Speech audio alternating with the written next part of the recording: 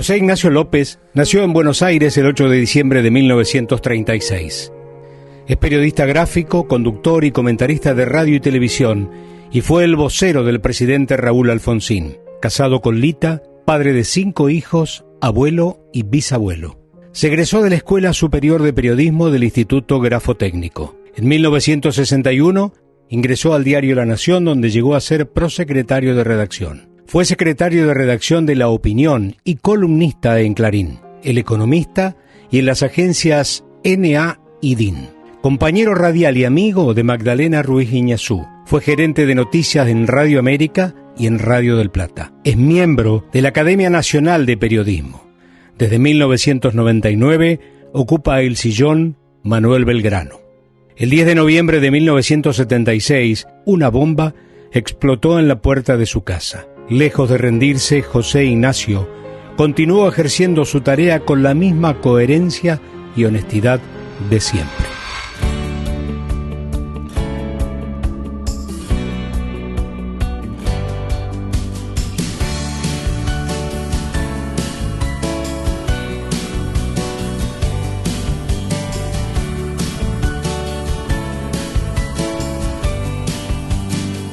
Tenemos el enorme placer y privilegio de poder entrevistar al señor José Ignacio López.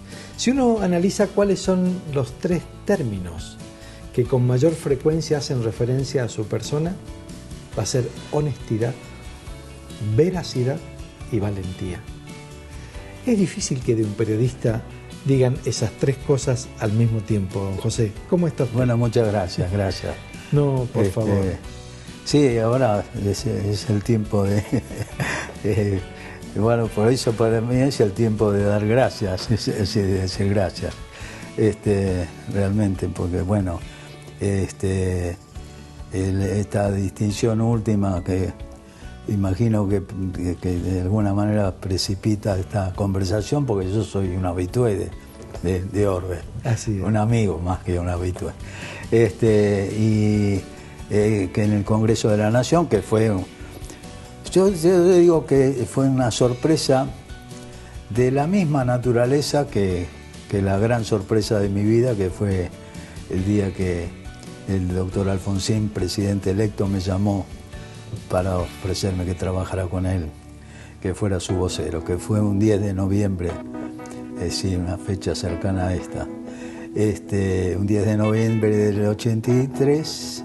que era 7 años después de que el 10 de noviembre del 76 pusieran la bomba en mi casa. Entonces, ese día de noviembre quedó como una efeméride familiar. Pero la sorpresa, digo, desde la misma naturaleza, pues yo realmente no esperaba una cosa así. Yo le dije a Mario Negri cuando me llamó, él fue el que hizo la presentación en el Congreso y la presentación que se aprobó. Y entonces yo le dije a él, yo lo que voy a tratar es de que el acto ponerlo al servicio de esta situación en la que estamos, ¿no? Es decir, lo que yo quería era mostrar que se podía juntar gente de distintos colores y que no nos peleábamos.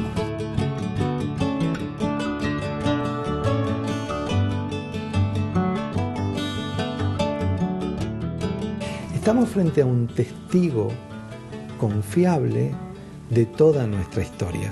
Por lo tanto, permítame que le pregunte. Por favor. ¿Cómo empezó usted? El periodismo empecé de siempre que quería ser periodista, así que pasé por todas las etapas que corresponden. Por ejemplo, hacer el boletín de la parroquia, mimeógrafo.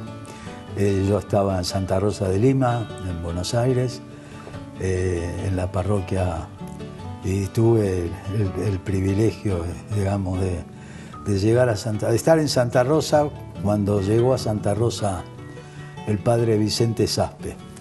Monseñor Vicente Saspe, sí, fue uno de los obispos más importantes de una época muy dura. Sí. Cuénteme, ¿cómo era él? La verdad que sí, y Saspe llegó, fue su primer parroquia, en el año 49 llegó a Santa Rosa, se ordenó en el 48, en el 49 llegó ahí y se quedó allí 10 años, no de teniente cura porque al tiempo, 2 años, ya estaba organizando cosas, pero sí vivió allí. Era una parroquia con muchos sacerdotes, empezando por el párroco también muy recordado, Rodolfo Carboni, fundador de las Hermanas Auxiliares Parroquiales. Y bueno, Santa Rosa y somos todos los que salimos de Santa Rosa más o menos en esa época y unos años antes, somos unos fanáticos de Santa Rosa, porque además es una parroquia de la que salieron muchos obispos, Saspe, por supuesto, entre ellos, y hasta algún cardenal, porque el cardenal de Tucumán, sí, el Luis Villalba, que fue obispo de Tucumán, con Luis Villalba nos conocimos haciendo la cola para confesarnos con Saspe. Pero él venía de otra parroquia. Pero él fue el que ayudó a Saspe a formar la Juventud de Estudiantes Católicos. Bueno, después era mi amigo y ya en términos periodísticos fue mi fuente. Perfecto. Por lo que sufrió bastante. Sí, también. Claro. Sufrió bastante por ser mi fuente y él sufrió bastante en aquella época, realmente. Es que tanto Saspe como Elder Cámara eran dos obispos que a nosotros en la Acción Católica, digamos, nos ayudaban a vivir el Concilio Vaticano II. Claro, bueno, eso fue, ¿no? Uno pudo vivirlo exactamente. Bueno, nosotros en Santa Rosa estaba Monseñor Iriarte también, claro. Que también fue obispo de Reconquista y de Resistencia después. Varios. Así que el concilio, nosotros vivimos, digamos, somos esa generación de transición, de una enorme transición, ¿no? ¿Qué significa el concilio para ustedes? Nos formamos en la vieja. Nosotros nos formamos cantando alguna cosa que no cantaríamos ahora, ¿no? En la que cantábamos sin saber bien lo que cantábamos. Sin lugar a dudas. Pero eran marchas que entusiasmaban, pero eran de otro tiempo. Pero bueno, nosotros participamos de ese cambio.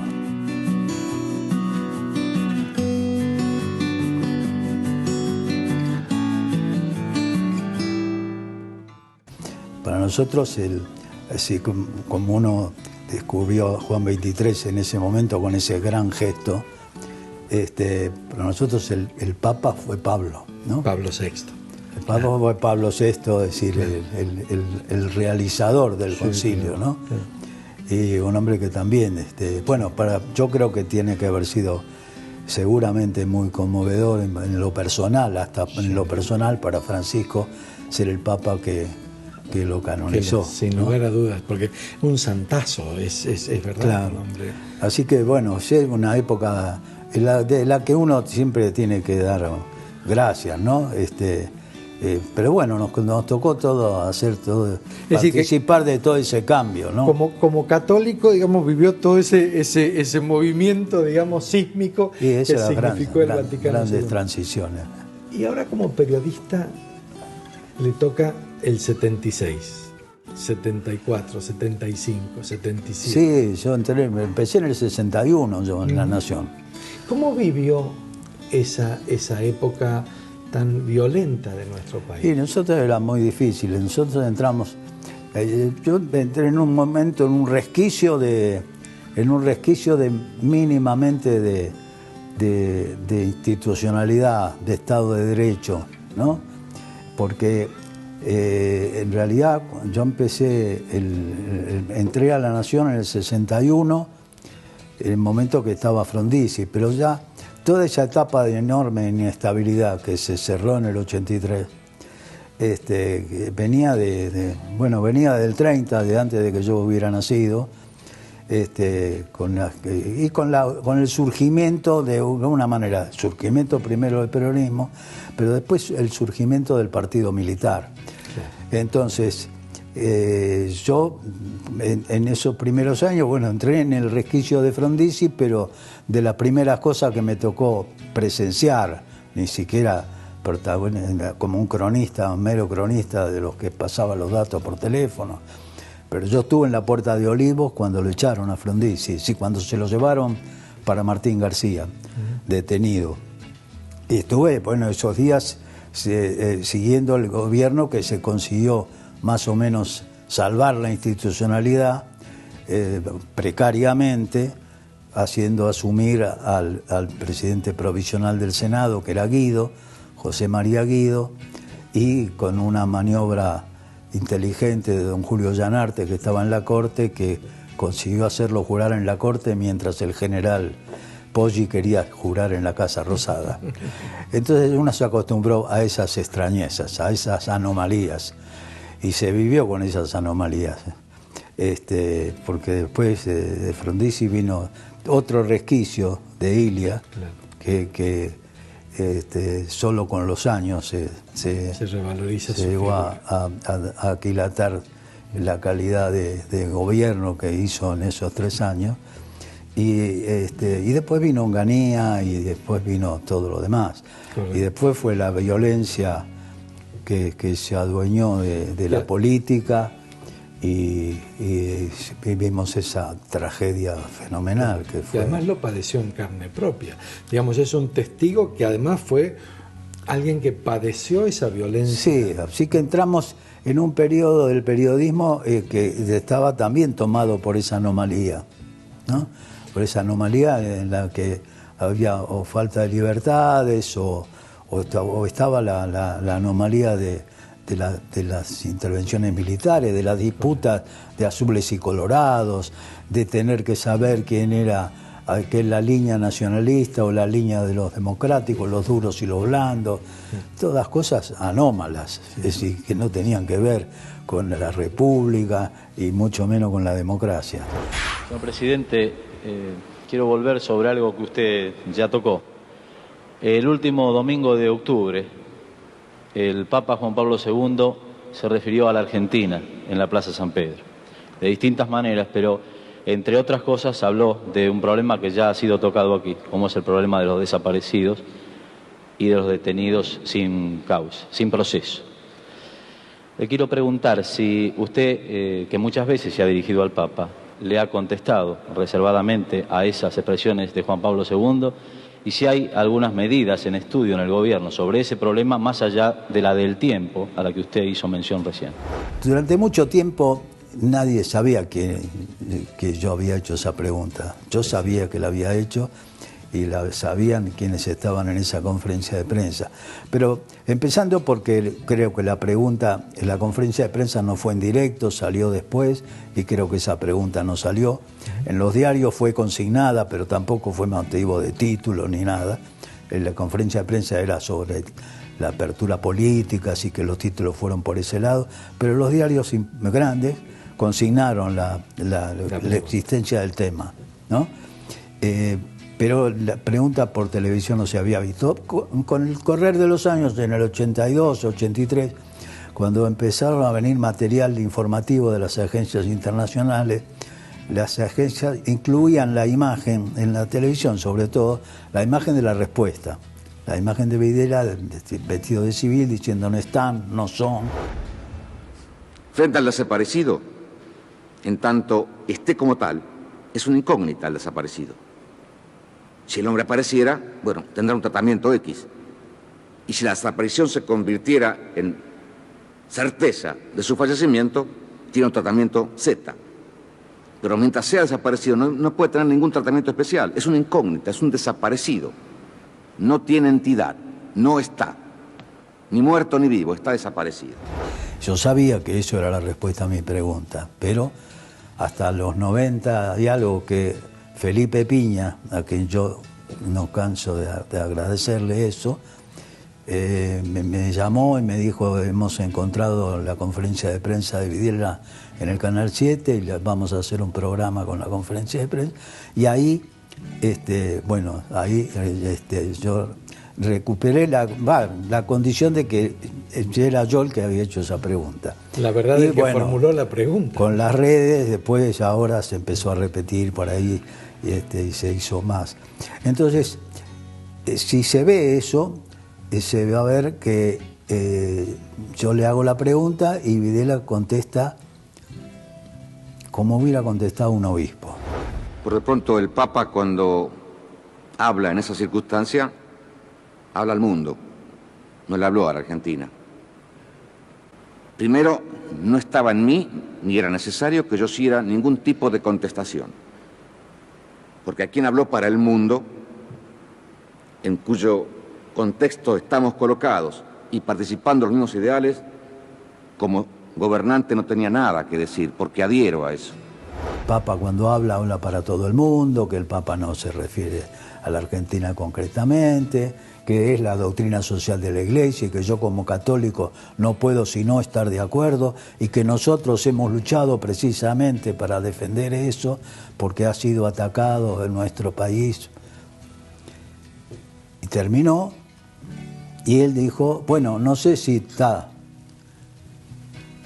respondida la pregunta, y entonces yo le vuelvo a insistir. Creo que quedó una parte final de su pregunta. ¿Qué más se va a hacer? Sí, yo le preguntaba si había algunas otras medidas que pudiera estar estudiando el gobierno, porque el Papa en esa ocasión hizo algunas solicitudes, más allá de la referencia que usted hizo al tiempo como factor para solucionar este grave problema. Cuando abre la respuesta, dice, como yo sé que usted no lo pregunta en el sentido amplio de la doctrina social, yo usted sé por qué lo pregunta, porque él sabía por qué yo lo preguntaba, obviamente, porque yo había sostenido la necesidad de que no se utilizaran esos procedimientos, ¿no? Y entonces ahí es donde dice, bueno, el caso de los detenidos es una cosa, el caso de los desaparecidos es otra, desaparecidos es una incógnita, no están, cosa difícil de repetirla. Como usted ve, cuando hablamos de personas valientes, aquí tiene uno. Ahora vamos a un corte y en la próxima vamos a hablar sobre su rol, ahora ya en la democracia. ¿Cómo fue ser vocero de Alfonsín y qué pasó con el diálogo en el 2009?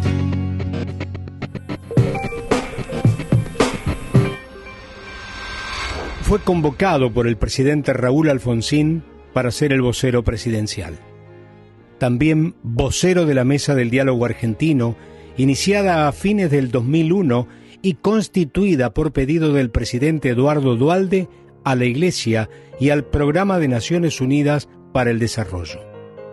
Es miembro fundador y presidente de la Asociación Civil Casa Común, que reúne a referentes de diversos credos religiosos que respaldan y difunden la mirada pastoral del Papa Francisco. Mucho más que un periodista, Nacho es un testigo activo de estos procesos sociopolíticos que consolidaron el proyecto de la democracia. Un ejemplo para el periodismo y para la clase dirigente en tiempos donde la información es un campo de batalla que divide a los argentinos. Con el transcurrir de los años, bien se ha dicho que Nacho López entró a la Casa Rosada como vocero del presidente y se retiró como vocero de la democracia. Recién veíamos cómo don José Ignacio López, un hombre formado en la parroquia de Santa Rosa de Lima, conocía a Monseñor Saspe, tuvo otros obispos y compañeros de una enorme jerarquía, se mete en el periodismo, empieza a trabajar en La Nación, vive en esos años convulsionados y en el año 77 plantea la pregunta sobre los desaparecidos que se recupera luego a partir del trabajo de Piña. Y en el año 83 Alfonsín lo llama para que sea su vocero. ¿Cómo tomó eso? Una enorme sorpresa, porque lo supe 3 o 4 días antes, supe que por un amigo, Ricardo Joffre, que había sido parte importante en un grupo de la campaña de Alfonsín, que estaban pensando, me llamó y me dijo, mira, están pensando llamarte a vos. Yo creo que poniéndose en el clima de la época, yo no tenía muchas dudas.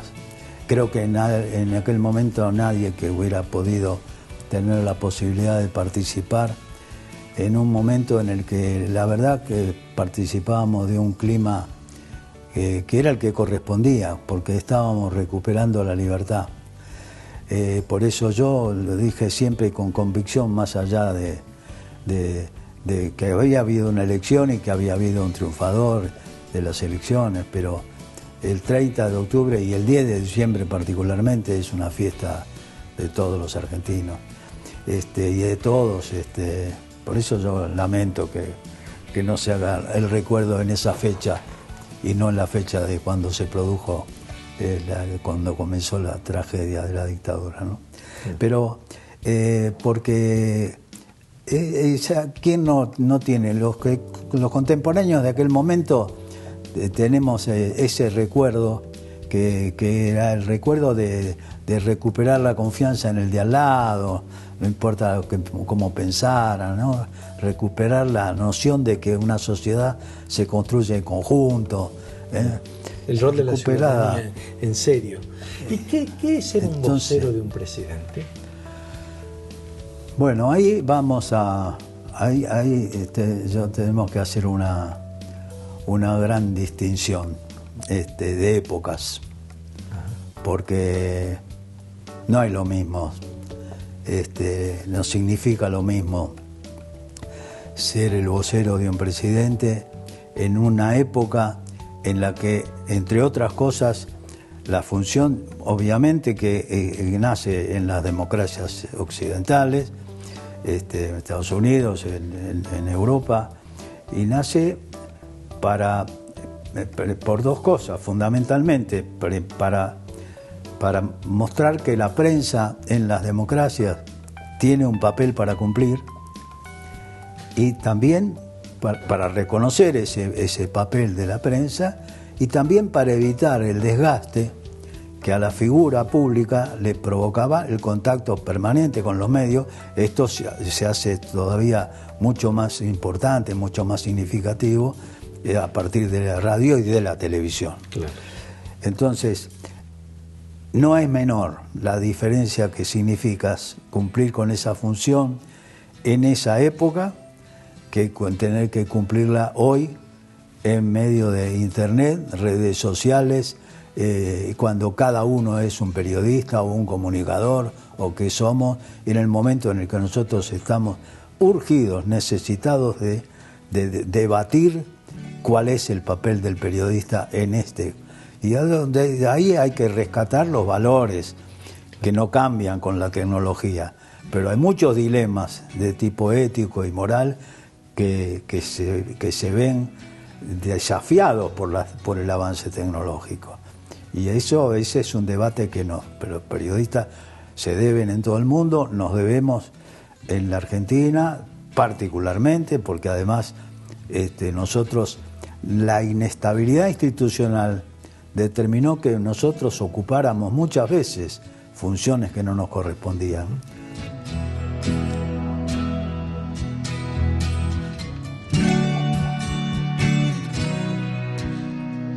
Hay cosas que hoy están muy confundidas, por ejemplo, y que eran centrales para el periodismo que nosotros ejercíamos. La opinión y la información hoy están mezcladas, claro, absolutamente mezcladas. Claro. Y eso era muy legítimo. Esa es una estafa tener opinión, pero sobre todo dar información. Pero había que distinguir. Claro. Una cosa era la información, que había que chequearla, que había que hablar con más de una fuente, que había... Hoy hay muchos mal acostumbrados a tomar Wikipedia y adelante con los faroles. Claro. Entonces, eso exactamente no es periodismo. Claro. Por lo menos no es el periodismo el que uno cree que se debe realizar en medio de... Hoy debería, es una función también de ordenador en este mare magnum informativo, ¿no? Claro. De tratar de limpiar la paja del trigo, es decir, este es un barullo que están armando para ocultar qué cosa. Momento difícil. Y el rol del vocero, comparar los voceros, pero de verdad que esta es una dificultad. Okay. Esta es una dificultad porque no es lo mismo. Claro. Es decir, que yo terminé en el 89 y no había ni celulares, ni nada de eso, ni nada. Y eso cambiaba mucho, ¿no? Entonces, llamaba la atención que yo tenía un auto, el auto de presidencia tenía un teléfono un teléfono que conectaba con la central de presidente, con la central de la Casa Rosada. Entonces, cuando andaba por la calle, bueno, la gente se llamaba la atención de eso, pero después eso quedó convertido para el museo, ni siquiera ni en el museo está. Claro. Pero era donde la relación incluso con el periodismo, y depende después, por lo otro que decíamos, también depende del presidente. También depende del presidente. Si el presidente, como lo tenía Alfonsín, tenía la convicción de que la prensa tenía un papel, y entonces esa relación que necesariamente debe ser tensa, la relación entre la prensa y el tiene que ser tensa, no necesariamente, no es una cuestión de amiguismo, tiene que ser tensa porque son las responsabilidades que hay de un lado y del otro para cumplir. Pero si uno desde del poder respeta y cree que esa puede ser tensa, pero no tiene por qué ser faltarle el respeto de uno al otro o el otro a uno. Ahora, si el líder político o el presidente tiene la convicción de que él se comunica directamente con el pueblo, directamente con la ciudadanía, entonces el papel mediador que tiene la prensa en la democracia, papel de control y de mediador con la opinión pública, se pierde.